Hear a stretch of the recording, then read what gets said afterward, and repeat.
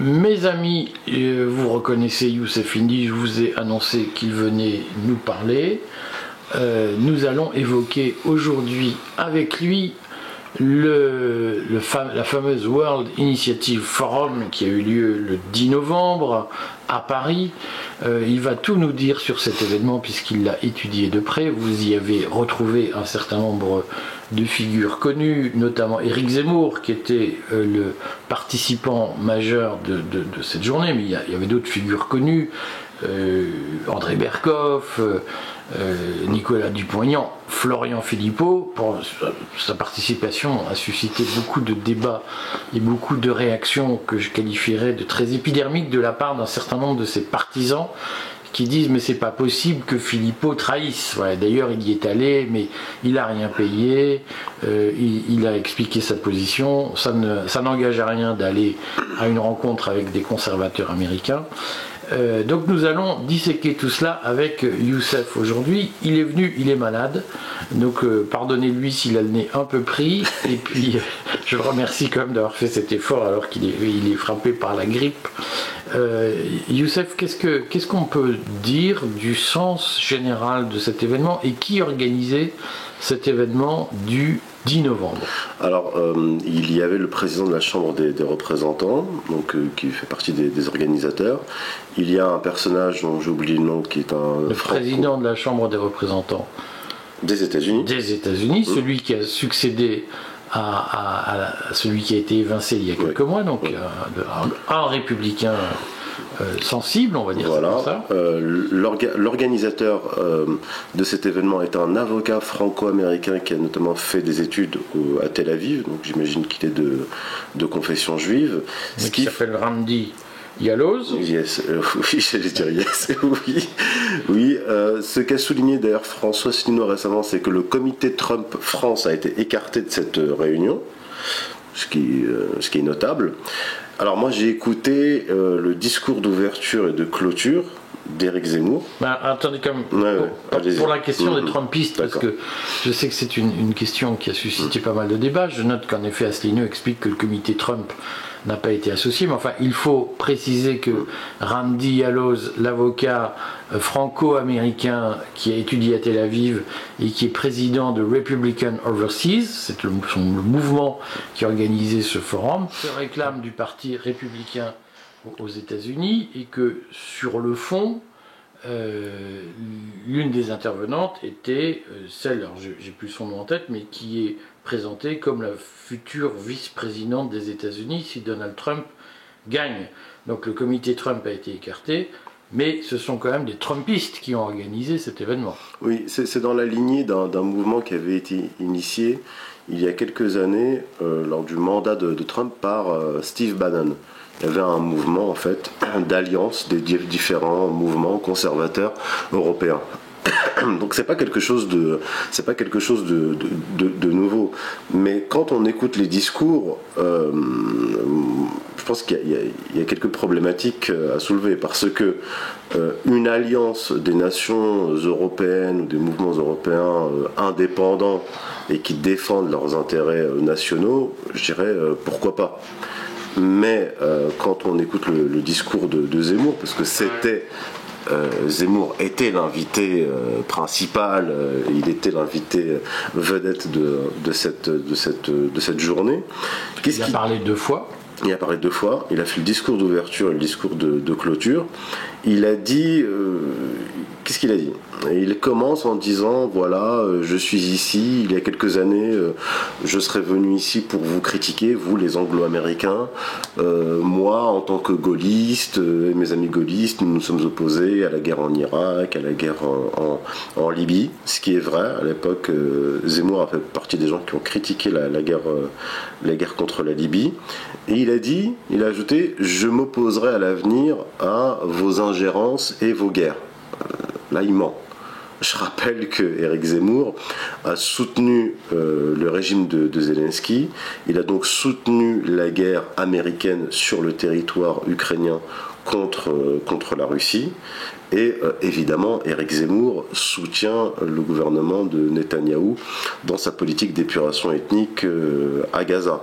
Donc en fait, Éric Zemmour, surtout depuis qu'il est candidat, depuis qu'il était homme politique, est totalement aligné sur la politique atlantiste. Alors on pourrait dire, Éric Zemmour a changé de cap géopolitique car il a été financé par des contributeurs de la haute finance. On a travaillé dessus d'ailleurs avec Xavier Poussard. Et comme dit Napoléon, la main qui donne est au-dessus de la main qui reçoit. Et donc il poursuit son discours en disant ce qui nous relie, nous les Français et vous les Anglo-Américains, est plus important que ce qui nous divise. Et il dit, nous sommes face à un danger de mort, donc nous les Occidentaux, nous sommes face à un danger de mort. Il parle beaucoup de judéo-chrétiens. C'est ça, il parle de civilisation occidentale et judéo-chrétienne, qui a deux ennemis principaux, les wokistes et l'islam. Donc en fait il est totalement aligné sur le discours israélien et néoconservateur, parce que le discours néoconservateur est le discours israélien, sur le choc des civilisations. Je pourrais y revenir sur l'origine de ce concept et de cette stratégie. Et en fait, son discours entérine l'intégration de la France à ce bloc occidentaliste qui est en fait par les puissances judéo-protestantes. Il n'y a pas de judéo-christianisme, mais il y a un judéo-protestantisme.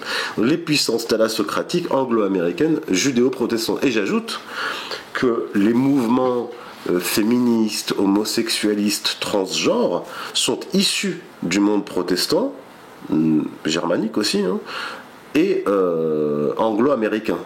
Et judéo-anglo-américain. C'est-à-dire que l'émergence des mouvements homosexualistes, transgenres, même dans les courants religieux, dans le judaïsme réformé et dans le protestantisme, sont nés justement dans ce monde-là. Donc il y a une antinomie en fait, ontologique, théologique, géopolitique, entre l'Europe continentale, l'Europe de Charlemagne, l'Europe, la France de Gaulle et les États-Unis. Alors, il se dit gaulliste, mais De Gaulle, si on lit les discours de De Gaulle, les actions de De Gaulle, la politique de De Gaulle, dans les années 60, a consisté à se débarrasser des États-Unis et à pointer du doigt la politique israélienne comme étant un problème régional et un problème mondial. De Gaulle avait bien dit qu'il s'opposait à la fameuse guerre initiée par Israël, la guerre de 6 jours, et il a dit maintenant que nous avons réglé le problème algérien, nous, la 5e République, contrairement à la 4e qui était selon lui trop proche d'Israël, nous, 5e République, nous allons revenir à notre politique multiséculaire d'amitié envers les peuples arabes d'Orient. Donc en fait, tout le discours de Zemmour est un trucage. C'est un trucage idéologique, historique et géopolitique. Et ce que je propose de faire ici, c'est de remettre les choses à plat. Alors, concrètement, on voit quand même que c'est l'argument qui a été utilisé par Gérard Haro, qui est ancien ambassadeur de France, mais qui travaille avec des entreprises israéliennes, qui s'exprime dans Le Point, qui dit il y a un certain nombre de diplomates français qui ont grogné, entre guillemets, contre l'orientation trop pro-israélienne de la politique d'Emmanuel Macron, et qui demandent un retour à la position traditionnelle de la France, qui est une position d'équilibre entre Israël et les pays arabes. Gérard Haro dit oui, mais il se trouve d'abord c'était un leurre parce que nous ne pesons plus, et qu'au fond, de toute façon, la réalité a changé et il faut bien adapter la politique à une nouvelle réalité. Est-ce que vous pouvez entendre cet argument consiste à dire la situation israélo-palestinienne d'aujourd'hui n'est plus la même qu'en 1967 ou que dans les années 60 et donc il est assez normal qu'on prenne acte de la modification des choses. Je ne suis pas d'accord, parce que si on revient en 67, ce qui s'est passé après la guerre de 6 jours, c'est qu'il y a eu une résolution de l'ONU, je crois que c'est la résolution 242, qui consistait à contraindre, personne ne l'a fait, Israël à revenir aux frontières d'avant le 4 juin 1967.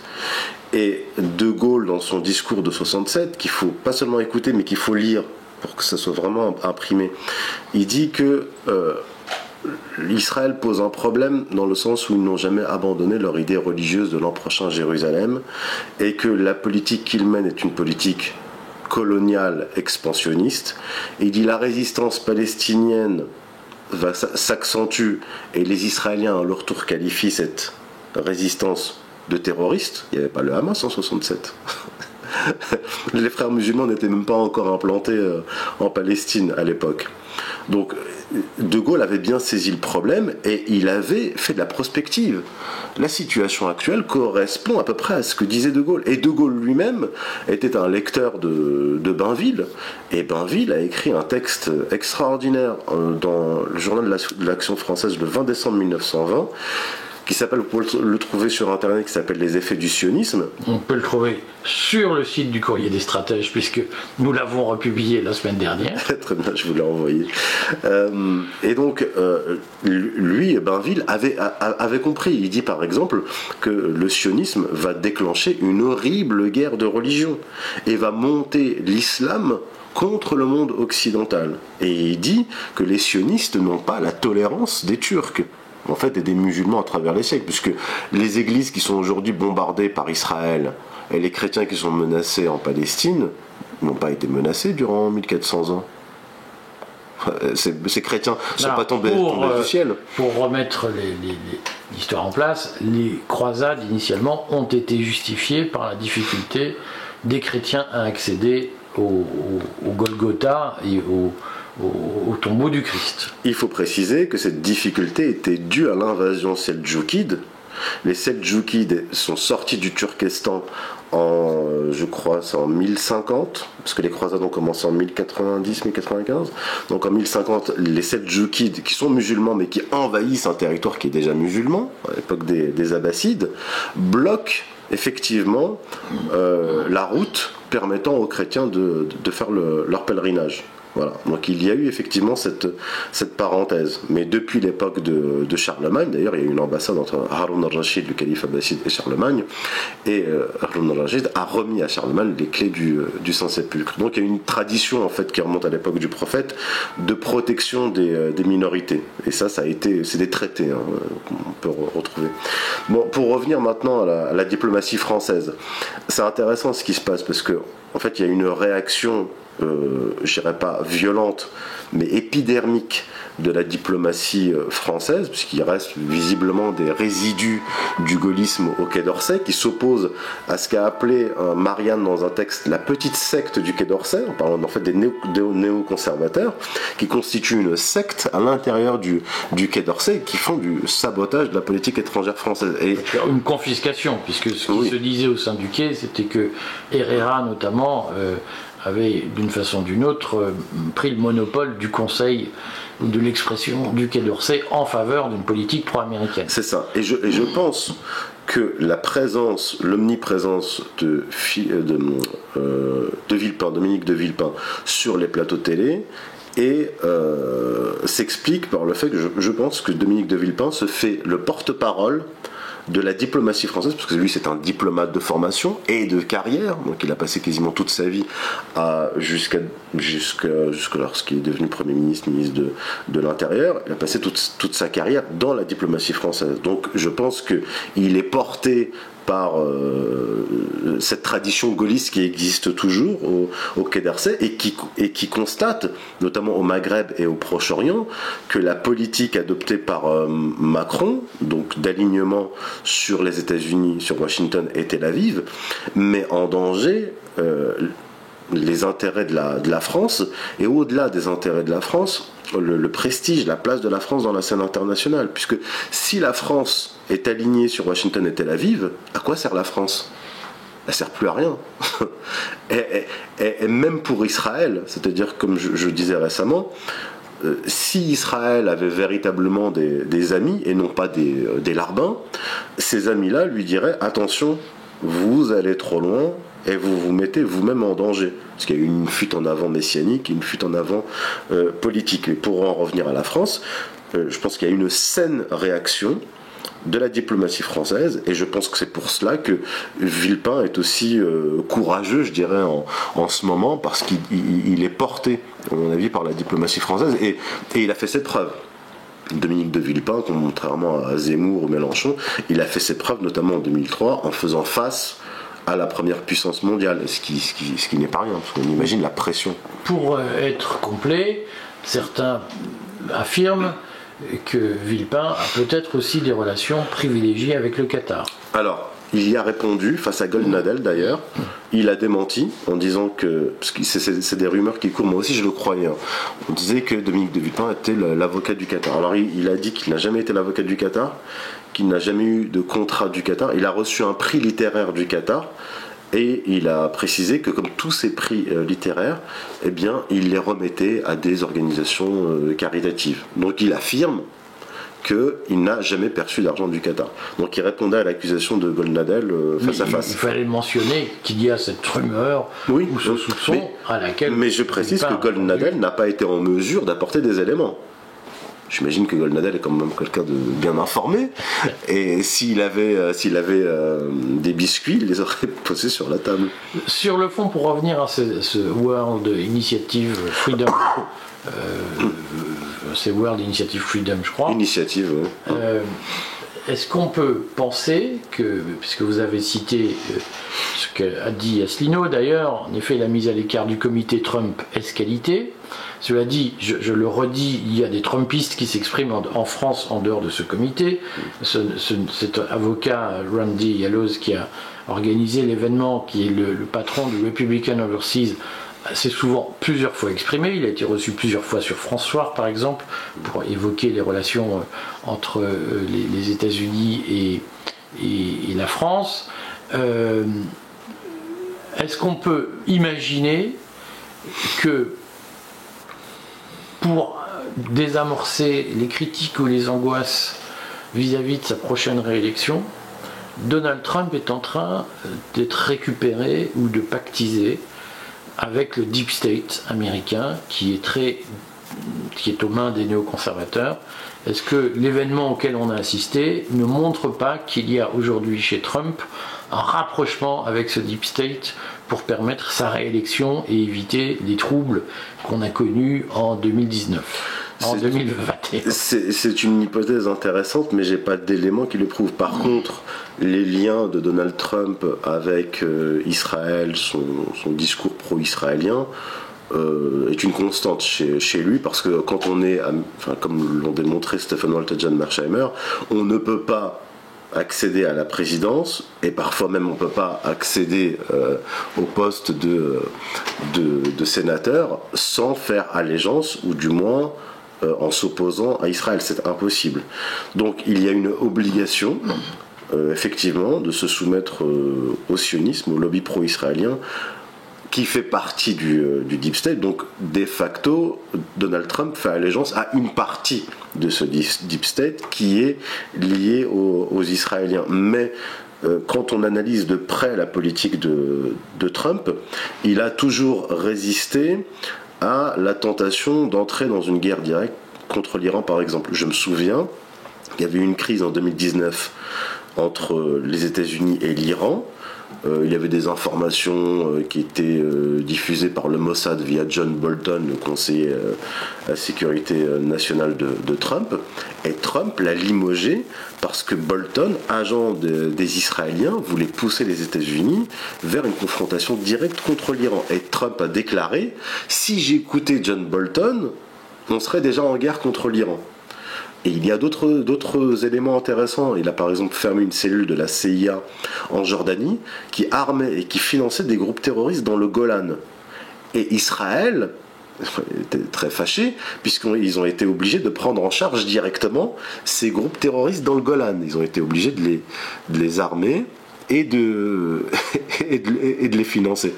Donc la politique de Trump vis-à-vis d'Israël est quand même, elle n'est pas pro-israélienne à 100%. Elle est quand même ambiguë, et les Israéliens l'ont remarqué. J'ai beaucoup écrit là-dessus. Donc, pour revenir à cette organisation, je pense que c'est dans la lignée du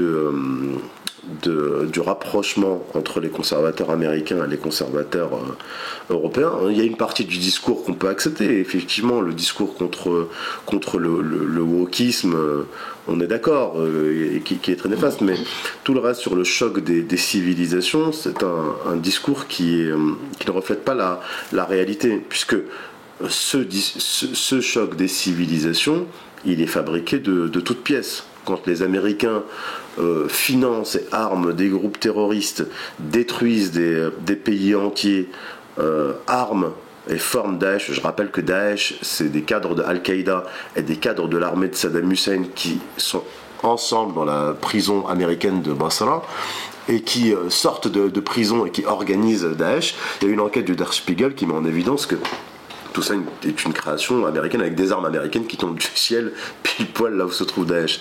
Donc on rappellera que le New York Times avait évoqué l'opération Sycamore Tree, qui était l'opération de financement des mouvements autour de Daesh par la CIA, par les États-Unis. Oui, formation en tout cas. Tout ça est documenté. Donc en fait, on crée des groupes terroristes assimilés à l'islam, alors que ce sont des hérétiques par rapport à l'islam. On les arme et on nous dit voilà le choc des civilisations. Mais je suis désolé, mais ils sont financés et idéologisés, je dirais, par les puissances, les pétromonarchies wahhabites, et armés par les occidentaux. Donc, et pour revenir au choc des civilisations, il dit durant son discours, Zemmour, que oui, grâce à Arnold Toynbee, j'ai compris que les civilisations s'opposaient. En fait, les civilisations sont antagonistes par essence. Il y a un choc des civilisations historiques. Alors que Toynbee dit autre chose. Il dit dans un livre paru en 1947, parce que l'expression choc des civilisations ne vient pas d'Huntington, elle ne vient pas non plus de Bernard Lewis, parce que Huntington était le secrétaire de Bernard Lewis, elle vient de Arnold Toynbee, mais il n'en donne pas la même définition. Arnold Toynbee, quand il parlait de choc des civilisations, il parlait des mouvements colonialistes occidentaux, modernistes. Il disait que l'Occident a été gangréné par le modernisme, et le colonialisme vise en définitive à répandre ce modernisme, ce matérialisme, et il vise toutes les traditions. Il parle des traditions orthodoxes, traditions musulmanes, les traditions africaines. Donc quand il parle de choc des civilisations, Toynbee, il parle du modernisme contre la tradition. Et il dit que ce mouvement moderniste occidentaliste, en fait il parle des anglo-américains, vise à intégrer le monde entier dans une gouvernance mondiale. On est en 1947 quand il parle de cela. Donc c'est autre chose. Quand Bernard Lewis parle de choc des civilisations, j'ai traité de ce sujet dans mon premier livre, Occident Islam tome 1, en fait, il laïcise une stratégie qui est rabbinique, en fait. Parce que dans la tradition juive et la tradition eschatologique juive, il y a cette idée que Israël ne sera restauré et ne régnera que lorsque Édom et Ishmaël, donc Édom c'est Ésaü, le frère de Jacob, et Ishmaël, le frère d'Isaac, donc les chrétiens et les musulmans, que lorsque les chrétiens et les musulmans entreront dans une guerre qui sera mutuellement destructrice. Et lui, Bernard Lewis reprend, parce qu'il est de confession juive, il avait la nationalité britannique, israélienne et américaine. Il a d'ailleurs travaillé au corps Dick Cheney à l'époque pour pousser les États-Unis dans une guerre contre l'Irak. Donc il est à la fois théoricien du choc des civilisations et acteur de ce choc des civilisations. Et donc lui, il va laïciser cette stratégie rabbinique, en fait. Puis Huntington, la définition que donne Huntington du choc des civilisations est encore différente. Huntington dit que on va avoir des chocs qui vont être provoqués par des confrontations locales, ethniques, et qui vont entraîner les grandes puissances qui sont les amis ou les frères de ces groupes ethniques dans des confrontations plus directes. Il y a des éléments intéressants chez Huntington, mais le problème c'est que ça manque de réalisme.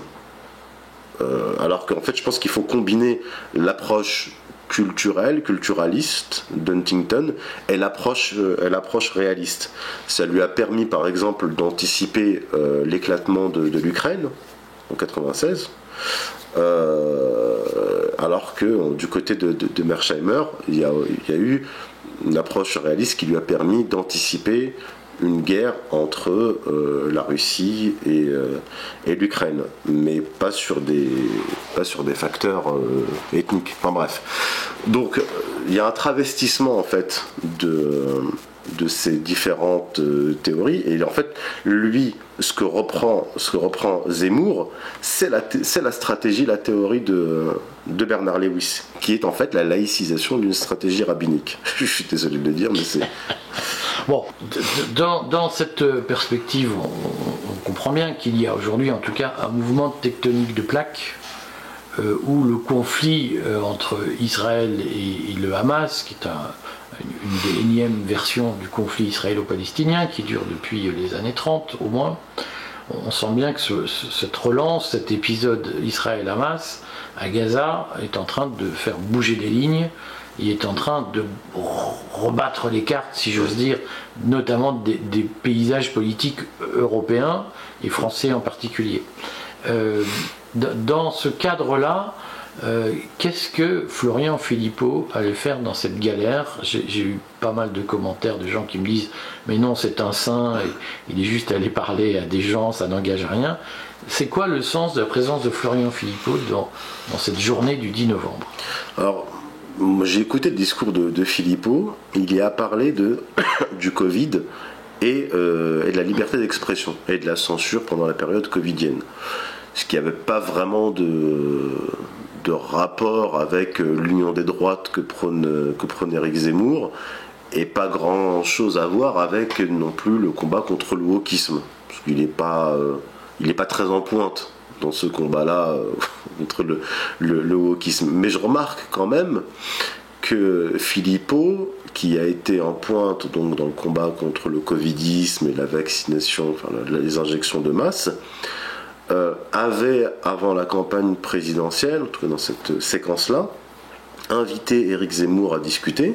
Éric Zemmour, qui était favorable au pass sanitaire, qui était favorable aux injections d'un produit expérimental, aucun problème pour Éric Zemmour, et il l'a interviewé pendant une demi-heure, 3/4 d'heure, et il lui a ciré les pompes pendant 3/4 d'heure. Et à aucun moment, Philippot ne lui a parlé de sa position sur la vaccination. Ça me fait penser un peu à André Berkoff, qui était, disons, contre la politique covidiste, mais qui, lorsqu'il invitait Éric Zemmour, son ami Éric Zemmour, ne le mettait jamais en difficulté sur ce sujet-là. Voilà. Donc je pense qu'on peut parler d'opposition contrôlée, c'est-à-dire que chacun a une part de marché.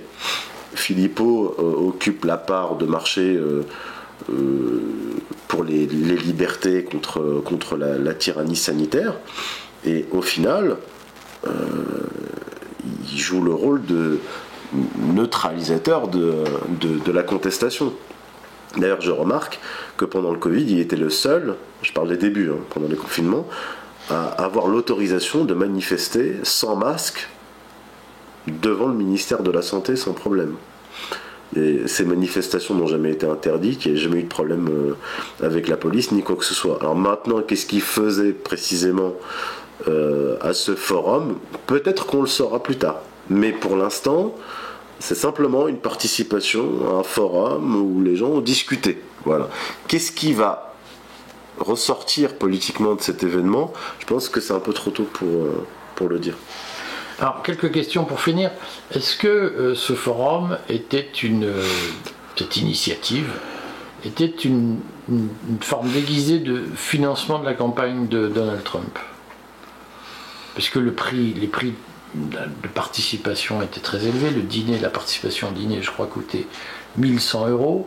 Est-ce que c'est une façon pour les Trumpistes de lever des fonds en invitant des figures de conservatrices françaises qui sont un peu emblématiques et donc qui attirent à elles un public?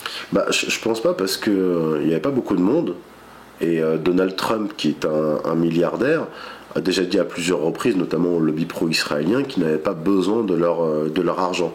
Donc je ne pense pas que ce soit pour l'argent, et je ne suis même pas sûr que ce soit directement lié à Trump. Je ne suis pas sûr que cette initiative soit directement liée à Trump, parce que Trump, en plus on l'a vu pendant son mandat, il se fiche pas mal de l'Europe. Il a même parlé d'une éventuelle dissolution de l'OTAN. Donc lui, Donald Trump, qui est des conservateurs ou pas en Europe, à la limite, c'est pas son problème, parce que lui est relativement isolationniste. Il est dans une tradition américaine qui ne veut pas se mêler des affaires européennes, et il ne veut pas que les Européens se mêlent des affaires américaines. Et moi, je pense plutôt que c'est une opération qui se présente comme trumpiste, mais c'est une opération néoconservatrice, parce que, encore une fois, la question d'Israël était abordée par Zemmour. Je ne dirais pas qu'elle était au cœur de la conférence, mais ceux qui étaient là, notamment Zemmour, Andy Wallo et Berkoff, qui était d'ailleurs au premier rang. Mais on peut préciser qu'Éric Morillo, qui a travaillé sur Sud Radio, qui est maintenant sur TV Liberté, a été modérateur de plusieurs débats. Oui, voilà. Donc c'est à peu près la même équipe de la tendance pro-israélienne. C'est évident. Je rappelle que Berkoff est allé à Tel Aviv il y a quelques semaines, donc fin octobre, pour aller, c'est un article d'Arrêt sur Image qui le rapporte, pour aller chercher les éléments de langage à diffuser en France, dans le cadre de la propagande pro-israélienne. Donc là, on était effectivement dans l'alignement pro-israélien et néoconservateur américain. Et en fait, d'un certain point de vue, Zemmour est cohérent. Parce que, je veux dire, si on est juif pro-israélien comme il l'est, en fait, il l'est depuis longtemps. Simplement, moi, j'avais repéré des éléments, des indices. Donc, ça fait longtemps que je le dis. Mais là, aujourd'hui, surtout avec cette guerre qui est en fait une épuration ethnique à Gaza, tous les masques tombent. Et donc, Éric Zemmour ne peut pas faire autrement, s'il est pro-israélien, que d'être aussi pro-américain, néoconservateur. Donc je pense qu'il y a une cohérence. Et encore une fois, qu'est-ce que Philippot va faire dans cette organisation néoconservatrice pro-israélienne? Parce qu'on dit Trump, mais c'est surtout un forum pro-israélien et pro-américain, plus que trumpiste. Est-ce que, inversement, puisqu'on sait que les temps sont durs, il y a des élections européennes qui arrivent dans quelques mois, donc il y a en Europe, il y a un fort besoin de financement, en France en particulier, puisque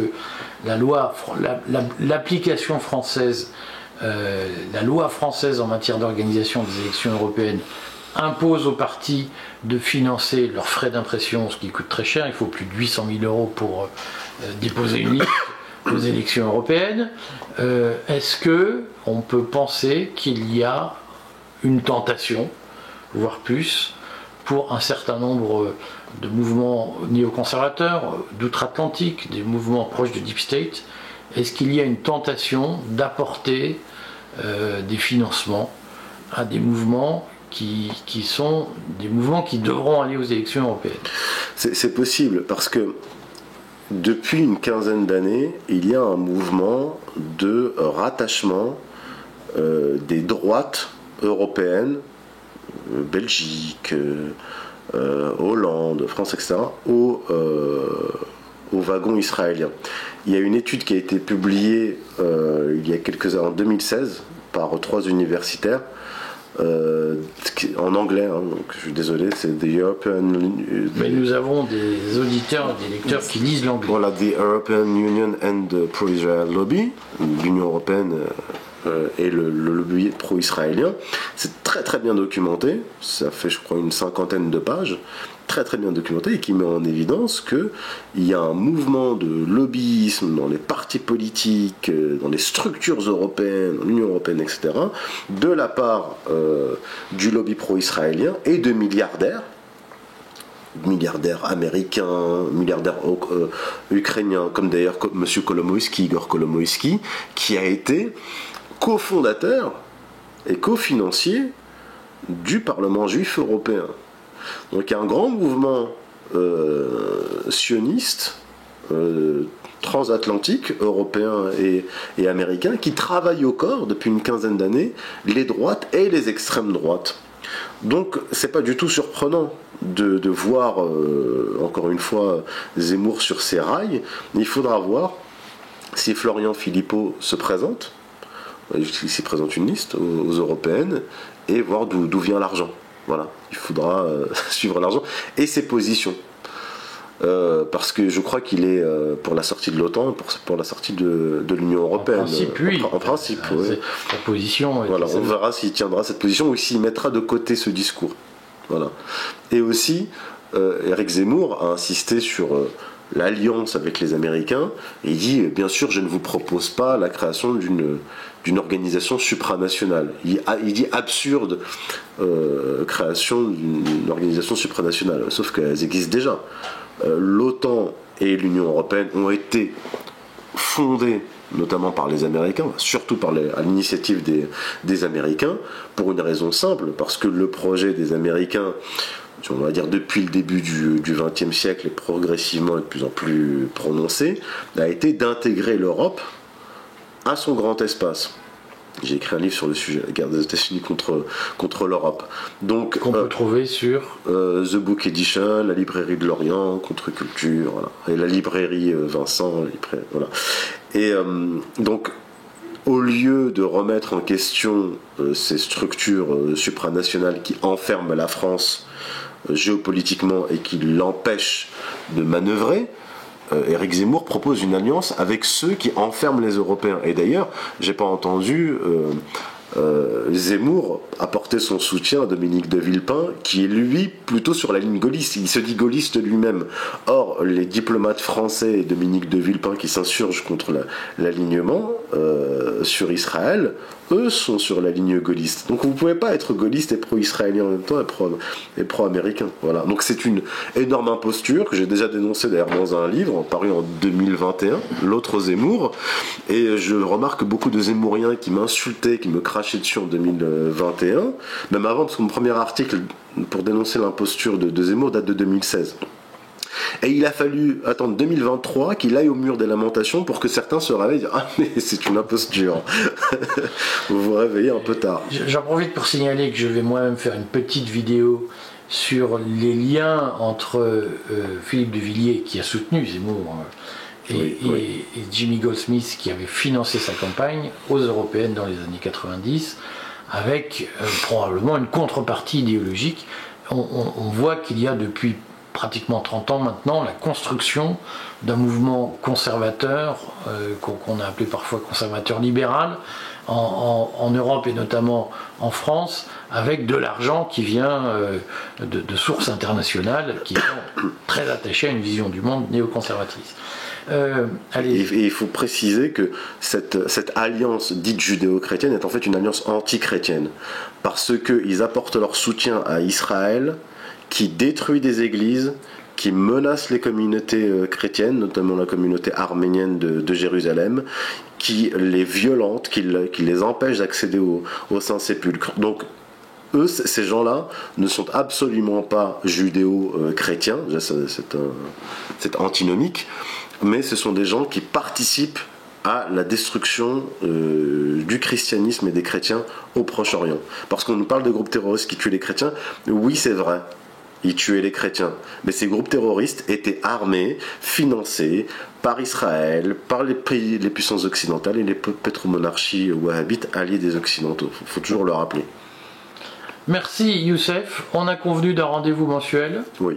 On se reverra en décembre.